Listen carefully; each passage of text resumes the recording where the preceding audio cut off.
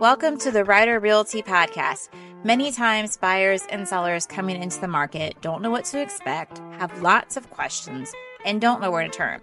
That's where we come in. We want to be a resource to teach you the ins and outs of real estate to help you be more informed, more comfortable, and feel confident that you've picked the right realtor. So sit back and enjoy today's content. Hey everybody, so we're going to talk about refinancing or not refinancing this week.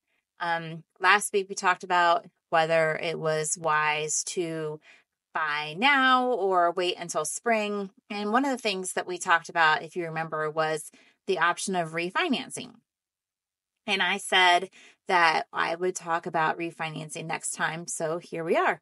And of course, we're going to do that by using stories, most of which come from my life, and today is not an exception. So I am not a lender, and so I'm not going to give you numbers or percentages, although I might from our own personal story because that is our story.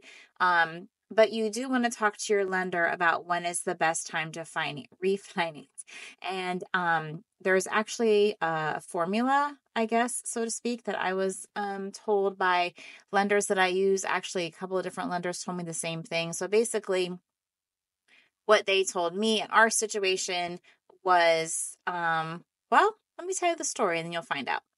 So when we bought one of our houses, actually the last house that we bought that was like our dream house, we were about 30, we got a really good rate at the time, which happened to be 6%.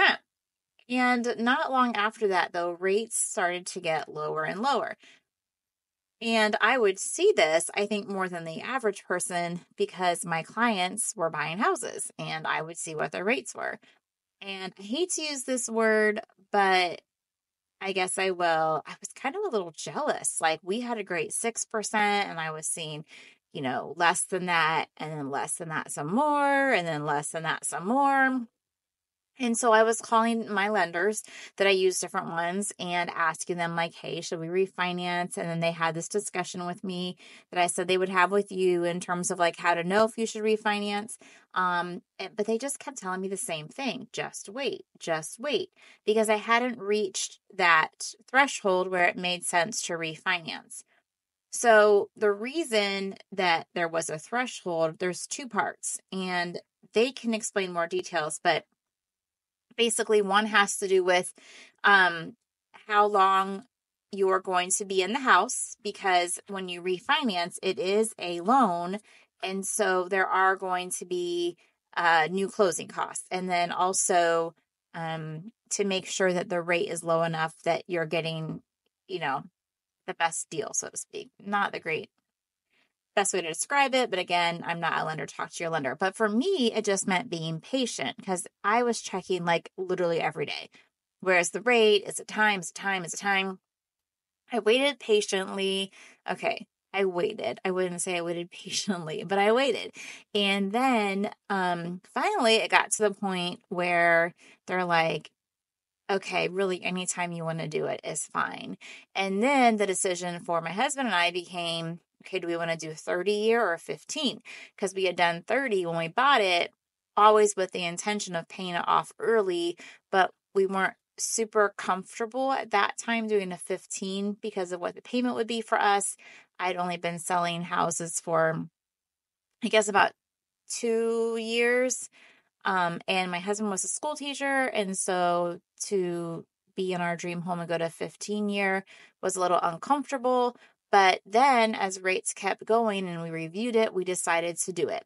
So we went in our personal situation from a 6% fixed 30-year. We cut that in more than half and went to a 15-year. So obviously we were super, super happy. But the reason I tell you to make sure that you talk about this with your lender and a lender that you know, like, and trust is because some people refinance just to refinance. And I think the reason I'm talking about this now, well, I know the reason I'm talking about it now is because it tied in with our discussion last week, but also because if rates go down or when they go down, people will tend to refinance. That's just typical, human behavior, because you want to get the best deal or try to save money. But not everybody is going to be happy when they refinance. Let me tell you another story. We have somebody in our life that decided to refinance. She was enticed by the rates going down. She had received a call from a lender. Actually, let's just call the lender Mr. Slick, who told her, hey, you can refinance and save money. And so she decided to do that. And she did save money, $50 a month. The problem that we just talked about was that refinancing costs money.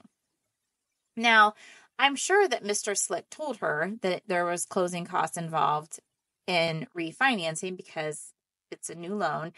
And I'm sure he also told her she could add it to her loan because she didn't have the money. And she did. So that worked out because then she could refinance and just add those costs into her loan. The problem was that even as she's refinancing, she is talking about selling. Like legit, we're having conversations about selling. She was actually talking about selling to us or listing it or whatever. She didn't know. And then during this time, unbeknownst to me, she refinances and to save this $50 a month. So then within a few months of that, we do put her house on the market. And then she's like so mad because she actually owes more than she did just a few months before. So in her head, as she's thinking about selling, she's going to make X amount. And it was actually it was a couple $1,000s difference that she was actually getting. And that's when I found out that she had done the refinance. So the problem was that in the middle of this refinance, she was actually losing money because she was paying all this money in closing costs, and that hurt her when she went to sell just within a few months of refinancing. So that is why you want to have a good lender who can talk you through these costs and explain them to you and make sure you understand to know what's best for you. We were blessed with lenders like that. She used Mr. Slick. Now, in his defense, like I said, I'm sure he did disclose this. She just didn't comprehend it. My guess is he knew she didn't really comprehend it, but he didn't care. He disclosed it and it was fine. So you want to make sure that before you refinance, you talk to a lender that you trust and that you know and get advice from the right people. This can be the lender that you used when you bought the property. It can be a lender that's recommended to you, by family or friends or a site that you use or whatever, but you need to talk to them, essentially interview them, make sure that you feel like they're giving you good information as far as that they care about you and they're explaining things well, and then build that relationship. And I would talk to them before I decide to refinance for sure. Now that's just me because I like to have all of the facts and know things and feel confident in my decision. And because we are talking about refinancing and when the best time is to do that, that's why I would say it's important to find a lender to help you with that. Make sure you seek advice from the right people. So like me, I was so tempted to do it because so many of my clients and friends and family were refinancing. It would have been really easy just to hear their numbers and then go ahead and refinance ours. But I sought advice from somebody who's like looking at it from up high, looking down, kind of, where they can see the whole picture to know if it was the right time for us. So here's the lesson that you should walk away with. You should always have a trusted source before you make any big decisions, especially, well, I would say for any big decision, but I think in refinancing that's a good move.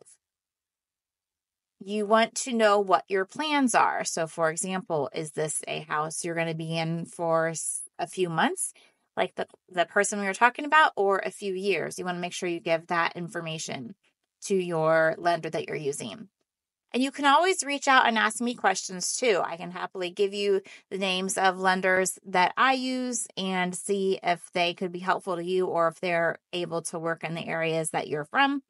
So feel free to reach out to us if you have any questions. Again, we can't give you lending advice, nor would you want it from me because I'm not a lender, but we did want to give you some tips from our experiences and my personal stories of refinancing and kind of that journey. So I hope you have a great day and a blessed week.